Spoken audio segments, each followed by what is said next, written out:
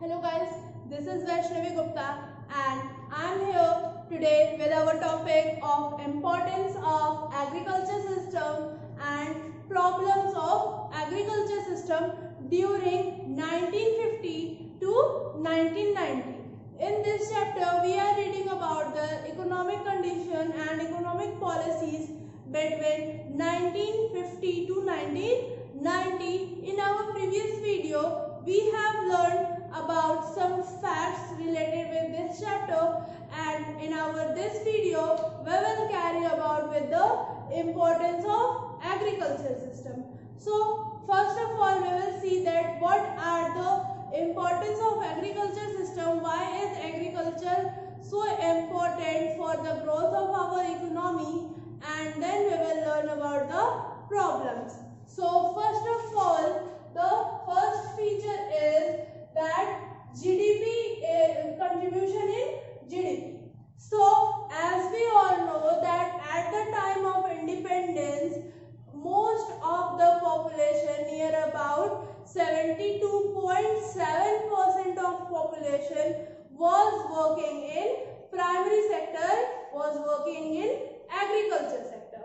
That's why the most of the contribution of GDP is from agricultural sector, because most of the people, most of the population was working in agriculture system. So our most of the GDP, means gross domestic product, was also from agriculture system. Okay, so now next point, supply of food grains. As we all know that at the before independence, before colonial rule, we can say before colonial rule, our Indians only grow the crops for self-satisfaction, for self-need consumption. But after that, when in colonial rule, they also started growing cash crops, because Britishers forced them to grow cash crops.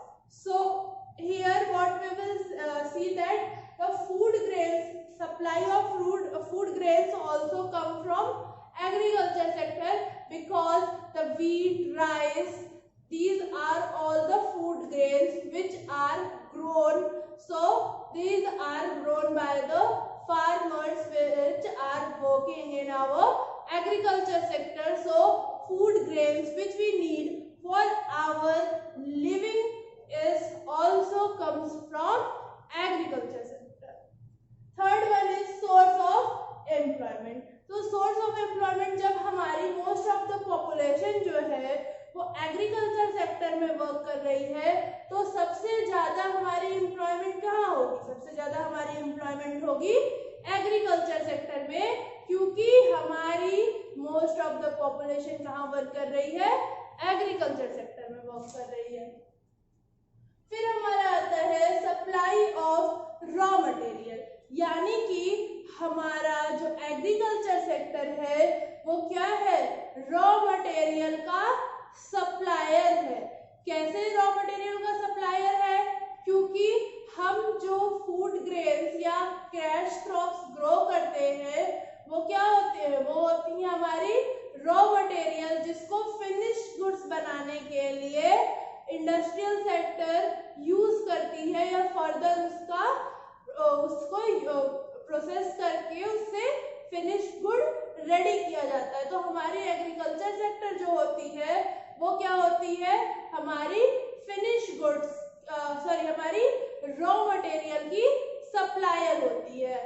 And market for industrial sector, यानी कि जो हमारी industrial sector है उसकी market भी होती है, क्योंकि इंडस्ट्रियल सेक्टर जो है हमारी मोस्ट ऑफ द एग्रीकल्चर के बेसिस पे ही चलती है. क्योंकि जैसे ट्यूबवेल्स हो गए, हमारा ट्रैक्टर हो गए, और इक्विपमेंट्स जो ऐसी चीजें जो एग्रीकल्चर में यूज होती है. अब ट्रैक्टर मोस्ट कौन लेगा? जो हमारे एग्रीकल्चर, जो हमारे फार्मर्स है वही लेंगे अपने लैंड्स के लिए, और ट्यूबवेल्स इरिगेशन के लिए. सो जो हमारे इंडस्ट्रियल सेक्टर है वो भी अपने मार्केटिंग के लिए किस पे डिपेंड है? एग्रीकल्चर पे। तो ये हमारे कुछ बेनिफिट्स है या कुछ इम्पोर्टेंस है जिसकी वजह से एग्रीकल्चर सेक्टर हमें बहुत ही जरूरी है। क्यों? क्योंकि हमारी मोस्ट ऑफ द पॉपुलेशन उसमें वर्क कर रही है, मोस्ट ऑफ द एम्प्लॉयमेंट वहां से है, फूड ग्रेन हमें वहां से मिल रहे हैं, प्लस इंडस्ट्रियल सेक्टर के लिए वो एक मार्केट है, सप्लायर है रॉ मटेरियल का, और जीडीपी भी हमारी सबसे ज्यादा वहीं से मिलती है। एंड वन मोर थिंग कि जो हमारी जीडीपी थी नियर अबाउट इन 1950 की जो हम बात कर रहे हैं, उस टाइम पे जीडीपी का जो कंट्रीब्यूशन था near about 17 to 19% of GDP comes from the agriculture sector, and in now current days also near about 15 point something% comes from the agriculture sector. And at that time we know that 72.2% या 72.7% people works in agriculture sector, take their employment from agricultural sector. But in nowadays also most of the population is not working in agriculture sector, but near about half of the population is now also working in agriculture sector. And now let's come upon the problems of agriculture sector, यानी कि हमारी agricultural sector में क्या क्या problems है। तो सबसे पहले हमारी आती है लैक ऑफ इरिगेशन फैसिलिटीज। इसको हमने अपने प्रीवियस वीडियोस में भी बहुत बार पढ़ा है कि हमारी कंट्री में इरिगेशन की प्रॉब्लम थी, क्योंकि हम सिर्फ और सिर्फ रेनफॉल पे ही डिपेंड थे, हमारे पास ट्यूबवेल्स या और कोई भी फैसिलिटीज नहीं थी प्रॉपरली इरिगेशन के लिए। तो हम क्या थे, हम टोटली रेनफॉल पे ही डिपेंड थे। अगर बारिश हुई तो अच्छा, वरना नहीं। वरना क्या होता था, हमारे प्लांट्स ग्रो ही नहीं करते थे, हमें नुकसान होता था या फार्मर्स को हमारे बहुत बड़े नुकसान होते थे, क्योंकि उनकी जो फसलें थी वो नहीं उग पाती थी। नेक्स्ट हमारा आता है small and scattered land holding. Small and scattered land holding से तो ऐसे समझ गए होंगे, मतलब कि छोटे छोटे टुकड़े। सो हम इसको देख सकते हैं विद एग्जांपल। सपोज कि हमारे पास एक इतना बड़ा लैंड है, हमारे पास ये एक लैंड है, हम इस पे अगर खेती करते हैं, हम इस पे अगर अपने क्रॉप्स को ग्रो करते हैं, तो हम कितने क्रॉप्स, मतलब कितने क्रॉप्स ग्रो कर सकते हैं। सपोज 4000 kg, मतलब हम कोई भी ग्रेन 4000 kg का इस पे ग्रो कर सकते हैं। बट जैसे कि हमने पढ़ा था कि कॉलोनियल रूल में क्या था, जमींदारी सिस्टम था। तो जमींदारी सिस्टम से प्रॉब्लम क्या होती थी कि उन्होंने लैंड को बांट रखा था। तो सपोज ये आया मिस्टर घनश्याम, इसने बोला ये लैंड मेरा है, फिर मिस्टर श्याम आए, उन्होंने बोला ये लैंड मेरा है, फिर कोई आया, उन्होंने बोला ये लैंड मेरा है।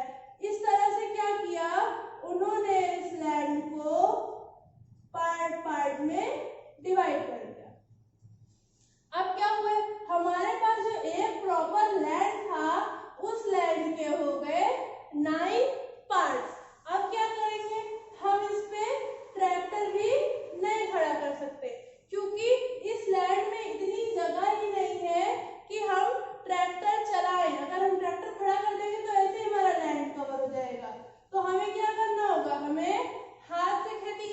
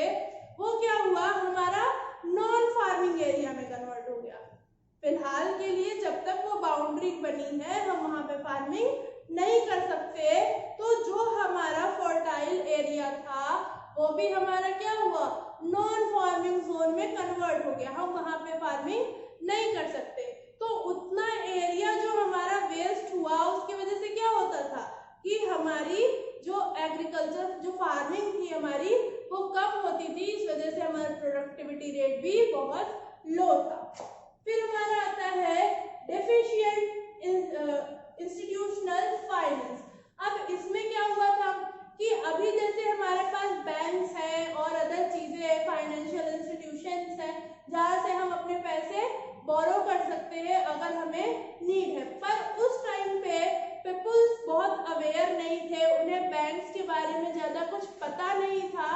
तो वो क्या करते थे कि जब भी उन्हें पैसों की जरूरत पड़ती थी फार्मर्स को, तो वो या तो जमींदार के पास या जो भी कोई मनी लेंडर होता था उसके पास चले जाते थे, या फिर अपने किसी रिलेटिव्स के पास चले जाते थे और उनके पास जाके क्या करते थे, अपनी कोई भी ज्वेलरी या कोई सामान या कुछ भी अपना गिरवी रख देते थे और उस पे उनसे पैसा ले लेते थे। बट होता क्या था कि सपोज जब हमें फाइनेंशियल इंस्टीट्यूशन जब देती है लोन, तो वो क्या करती है, उस पे नियर अबाउट 6% या 8% पर एनम का चार्ज लगता है।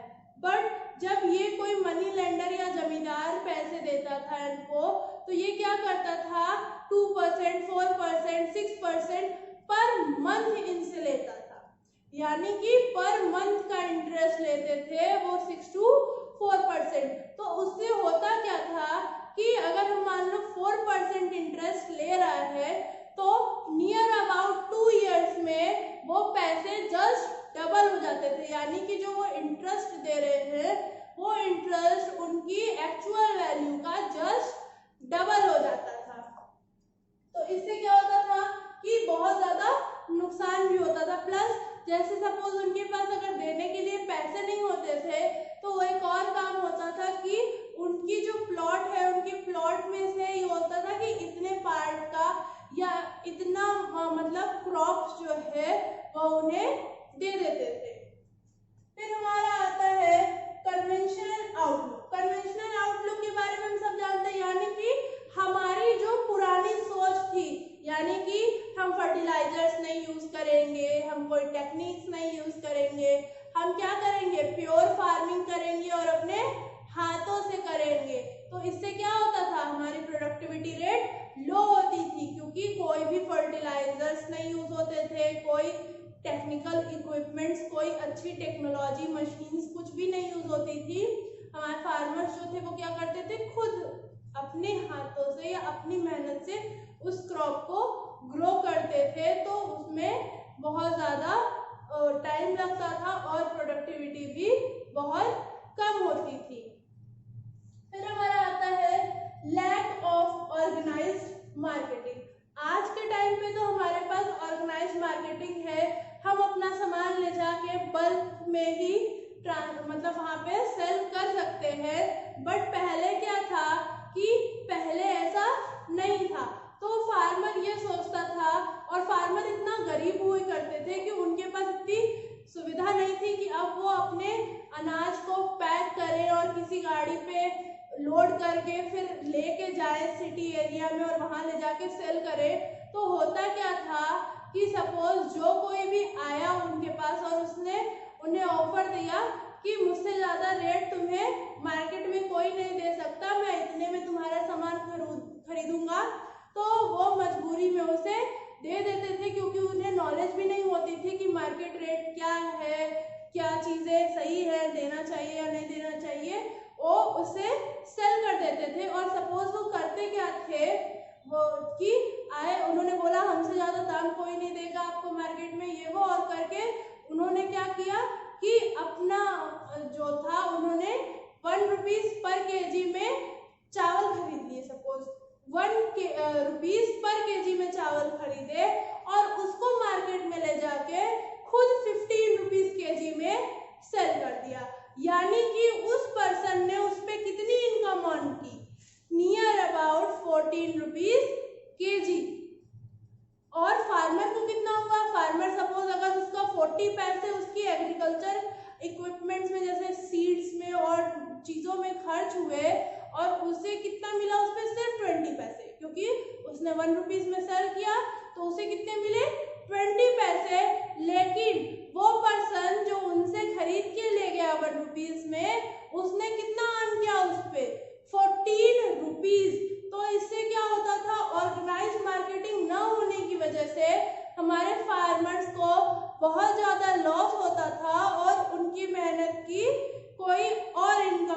था, कोई और उससे प्रॉफिट गेन करता था।